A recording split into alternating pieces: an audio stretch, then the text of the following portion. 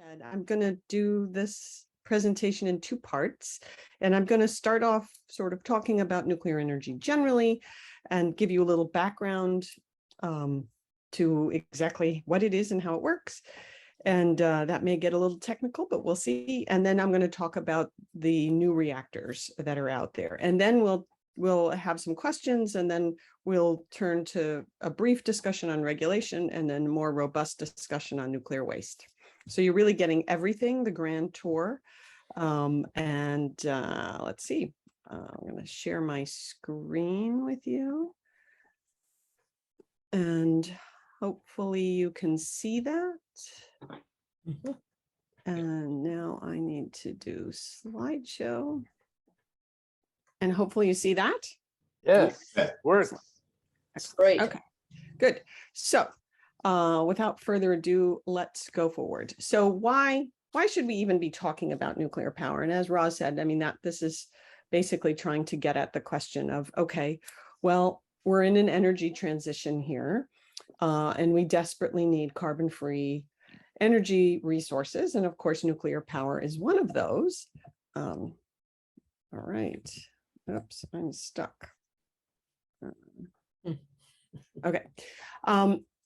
So obviously it provides an alternative source, and it also provides a diversity of supply. I would never recommend to any country that they have put all of their eggs in one energy basket. That is a recommendation for national insecurity, especially energy insecurity. And we see France right now struggling. France has over 75% of its electricity from nuclear power. But it turns out now with some of these reactors that they have, there is a generic problem. And so a lot of them are shut down, and they've had to buy electricity from elsewhere.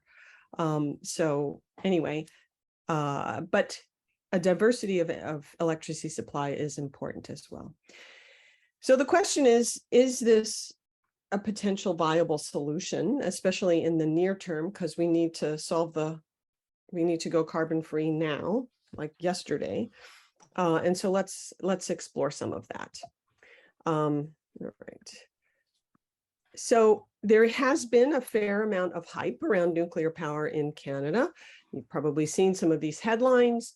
In 2020, working up from the bottom, the federal government gave terrestrial power $20 million to develop their molten salt reactor technology. And last spring, New Brunswick gave Moltex, which is another molten salt reactor design company, $50 million to develop their technology. Ontario Power Generation this past fall selected the GE Hitachi design. Sorry, that's supposed to be BWRX. Whoa, that didn't work. A design for the next reactor that they plan on building. That's a small modular light water reactor. And more at the same time in December, Alberta, Saskatchewan, Ontario, and New Brunswick are exploring together developing small modular reactors. Just a definitional pause. Small modular reactors are those that are smaller than 300 megawatts electric. CANDU reactors, which are the majority of reactors in Canada, are around 600 megawatts electric, and the light water reactors, which are those in the US and France and Japan, large part of the world, are usually around 1,000 megawatts electric. Okay, so let me just paint a larger picture for you. Where is nuclear power in all of this? So if you look, this is over time on the horizontal axis from 1995 to a little over 2020. You can see that nuclear power, which is in orange here or yellowish, is decreasing. And now nuclear power has a smaller share of primary energy supply than does renewables, which is in this orange color, or hydropower, which is in blue. So nuclear power is generally on the decline. If we look at where nuclear power is used, so this is nuclear power use by region, by time, again. North America is here in green at the bottom, and it's sort of stayed steady, although I think we're going to be seeing that decrease because especially in the US, there have been a number of shutdowns over the last few years. In Europe, it's declining a lot, and that's largely because of Germany shutting down. So the only place you see nuclear power growing right now is Asia, and that's basically China. Okay, so where are nuclear power plants? This is just a map of where they're located in the world. You can see they're concentrated in North America, Europe, and Japan for the most part. And the global nuclear industry right now, there are 412 reactors operating in 31 countries. The mean age of these reactors is 31 years. 2021 saw a net loss of 2 reactors overall. A number of countries have declared phase outs. Germany is phasing out this year, finally, shutting down its last reactor, and they are not changing their minds about that. Belgium has pledged to do so in 2025, Taiwan in 2025 as well. A number of other countries, Switzerland and Spain, have agreed not to build any new ones. And so that's where things are going. There are a number of reactors under construction, 31. Most of them, again, are in China, a number in India, 4 in South Korea, and Russia, Turkey, and the UAE, United Arab Emirates, have a few under construction. Just to note that in the 1970s, the average construction time was 5 to 6 years to build one of these plants. In the 1980s, it was 7 to 10 years. And now it goes all the way from 4.5 to more than 16 years. You're seeing some of these reactors under construction for decades, and I'll talk more about that later. In Canada has 19 reactors total. There are the CANDU design, which is the Canadian uranium deuterium design. They're a heavy water reactor design as contrasted with a light water reactor.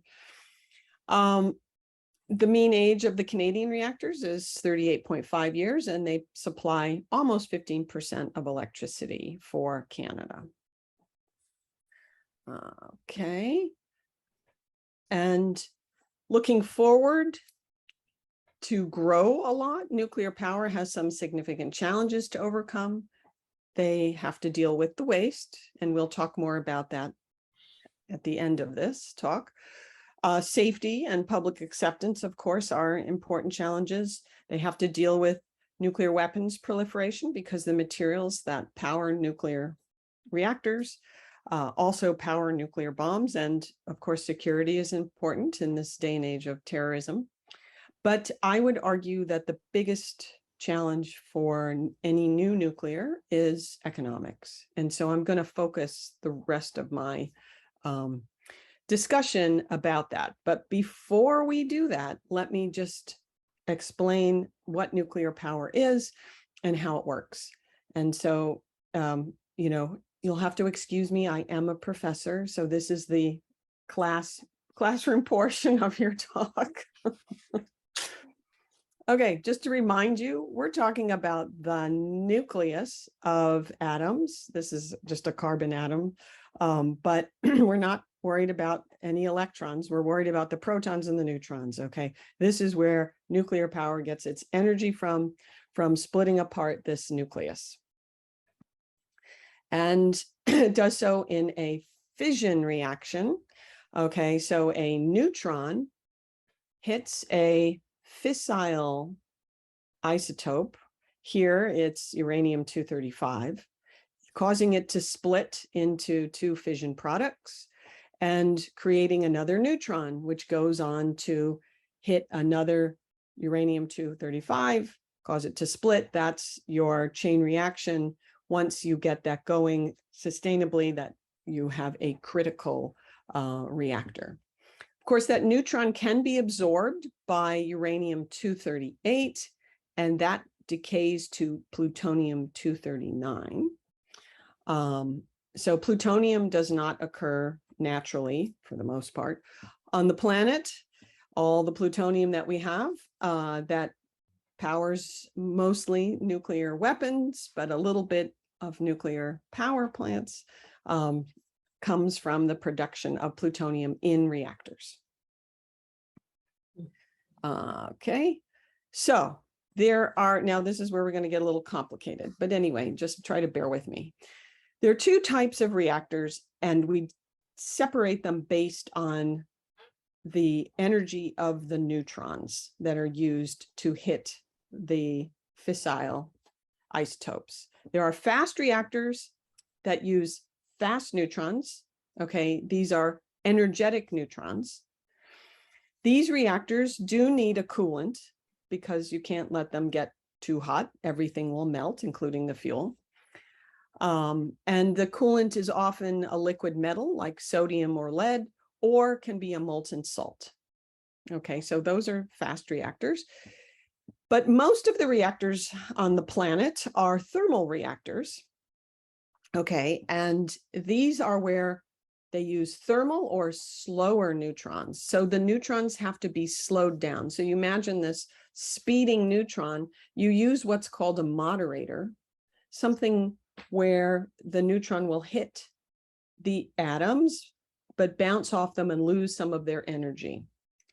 And those moderators can be the same as the coolant, and that's how CANDU reactors work, and that's how light water reactors work. The coolant and the moderator are the same thing, water, or in the case of CANDU, heavy water, so deuterium-based water. Okay, and of course, reactors also need things called control rods, which are usually made of borium or cadmium that will absorb neutrons to slow the nuclear reaction, okay, in the case of a safety event. All right, so let's talk momentarily about fast reactors and fast breeder reactors, okay? So again, this is just a little model showing what happens with the fast reactors. Sorry, this is okay, I mixed this up. I didn't get that one right. Okay, fast reactors here are on the right side. As I said, there's no moderator, and the neutron fissions a uranium-235 or a plutonium particle, but some of the neutrons go and are absorbed by uranium-238 and can create more plutonium. In a thermal reactor, you have a moderator that slows the neutrons down. Okay, I don't want to belabor this. So let's just talk about other parts of a reactor, so which people may bring up as we go. This is generally the light water or CANDU reactor. You have your reactor core here in the dark pink, and in it is the fuel rods, the control rods, and the moderator if you have that, and coolant. And it's surrounded by a pressure vessel or a reactor vessel. If it's not a pressurized water reactor, it's a reactor vessel. And it's a thick-walled steel container that contains all this stuff. And then in some reactors, this reactor vessel is surrounded by a containment, which is, 3 foot or meter thick steel reinforced concrete building structure around the reactor vessel. Okay, part of the problem with the Chernobyl accident is that Chernobyl had no containment. And so when the reactor started, the fuel started melting and the pressure built up in the reactor vessel cracked, and immediately all that radiation escaped. There was no secondary defense there. Some of the new designs that are being discussed will have containments and some won't. So that's something to keep in mind. All right, so that was your background on nuclear power. And now let's talk about some of the challenges for growth. And again, the economic challenges are the big ones.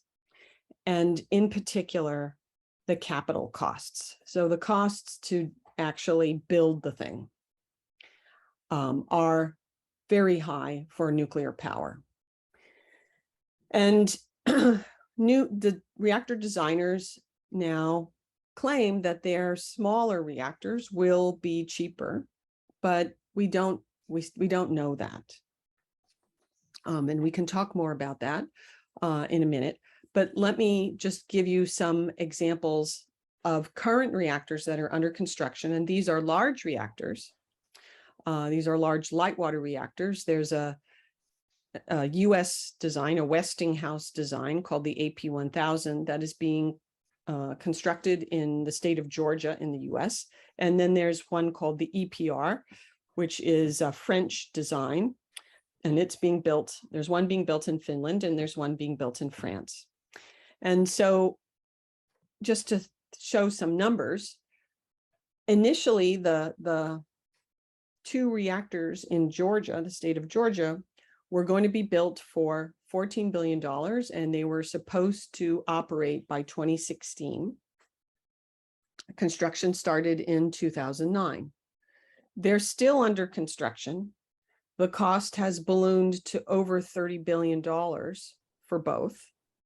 So now they're more than twice as expensive as the original estimate. And the start time keeps getting pushed out. So now they've been under construction for 13, 14 years. Similar story in France and Finland. The Finnish reactor started in construction in 2005. It was supposed to operate in 2009. It hasn't started yet. Maybe it will be fully operating this year. The original cost was 3 billion euros. Now the cost is 8.5 billion euros. The French reactor construction started in 2007, was supposed to operate in 2012. Maybe it'll operate in 2023. We'll see. The original cost increased almost 4 times. So that's been the story with these plants, and that makes it difficult to build more because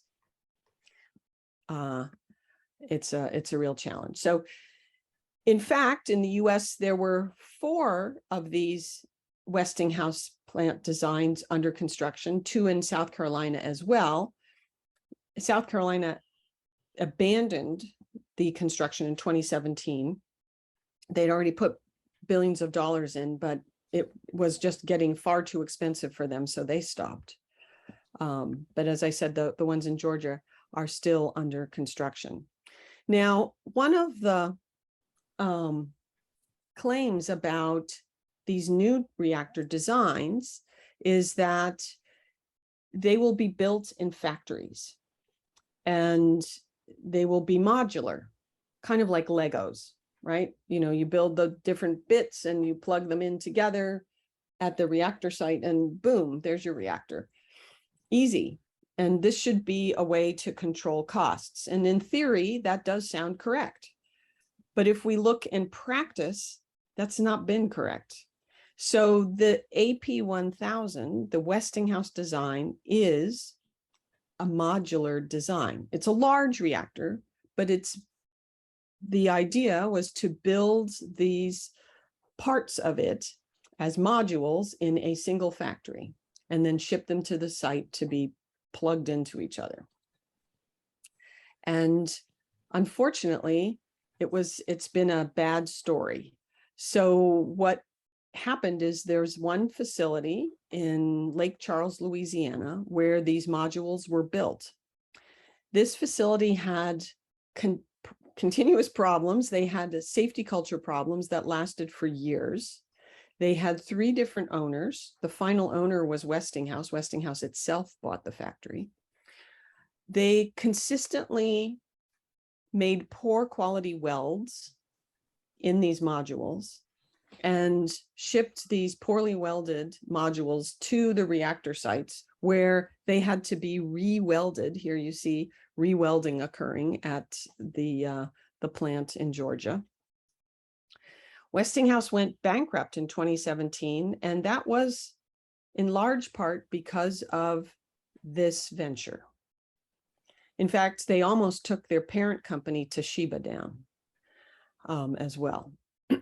So it turns out that factory-built modular designs aren't very straightforward.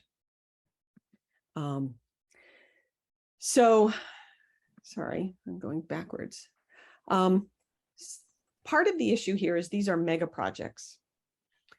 And right now, remember, the majority of these new designs that are being talked about only exist on paper. There aren't even any demonstration models.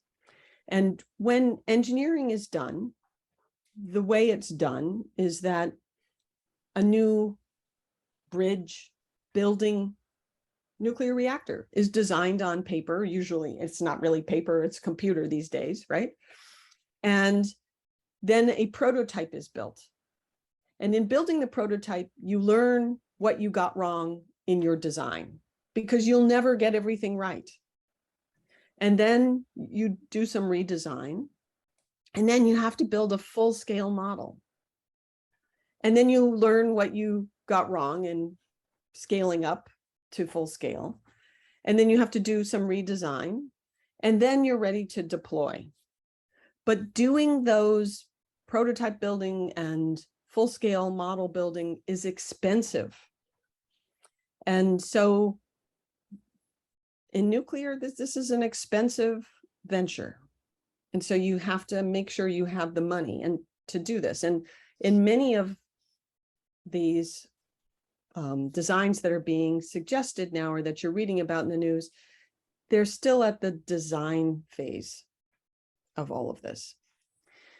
And so these are mega projects, and because they're nuclear, they require a level of quality in construction that isn't really seen in many other areas. So part of the problem with the Lake Charles, Louisiana plant and the Westinghouse design construction was that a lot of the workers that they got at that plant were from the oil industry. And the level of quality in the oil industry is not the same as the level of quality required for nuclear power. And why is the level of quality required higher for nuclear power? Because of safety. Because you don't want an accident with these plants. Okay. There are other challenges. And so I'll talk about 3 of them, and then I'll pause and take some questions. So one has to do with the fuel. So our current fleet of light water reactors in the world use fuel that is enriched in the isotope uranium-235 up to 4%. Natural uranium is 99.3% uranium-238 and 0.7% uranium-235. CANDU reactors use natural uranium, but light water reactors require more uranium-235. Almost all of the new designs, with the exception of the light water designs, and that would be NuScale and, as far as I know, BWXT, but I'm not completely sure on that one. All of the other new designs require uranium fuel that is enriched to between 15 and 19.99% uranium-235. It's referred to as HALEU, or high assay low enriched uranium. Why does it say 19.99%?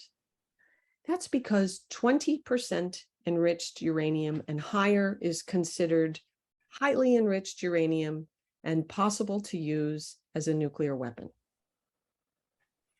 So the industry tries to stay away from that. Right now, there is no existing supplier of HALEU. Okay. In fact, the Russians were going to supply HALEU, but Putin decided to attack Ukraine. And now all of these reactor designers have backed away from using Russian HALEU. So other folks could make HALEU, other enrichment facilities, Urenco, which is a European consortium, could enrich uranium to this point, but they won't, because it will cost them money to do so. They won't unless they know for sure that they have customers. And they don't know they have customers because it's not clear how, when they will have customers. In addition, many of these new designs will require completely different kinds of fuel, and therefore a new fuel fabrication facility that will have to be built and licensed. And the fuels itself have to be licensed, and they're licensed separately from the reactor designs.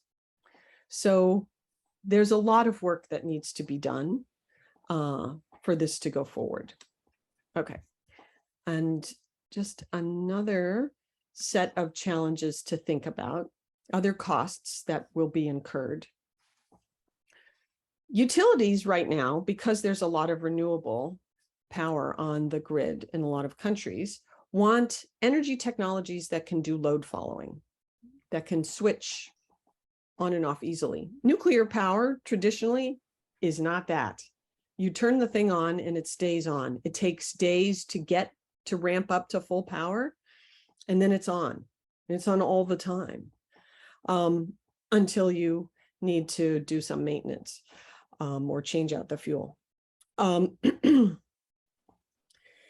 So to make nuclear a little more nimble, you can often add some kind of energy storage, but that of course comes at a cost. Secondly, if you use this HALEU fuel, this more highly enriched fuel, it's considered more of a security risk, and you will need to add additional security measures and additional safeguards. Safeguards are measures by which you ensure and you assure the rest of the world that you are not diverting this material to use in nuclear weapons. And so that would just certainly apply to Canada, because Canada doesn't have nuclear weapons. So you'd have to add those measures on as well. Some of these reactors will need to process their fuel because it's not stable.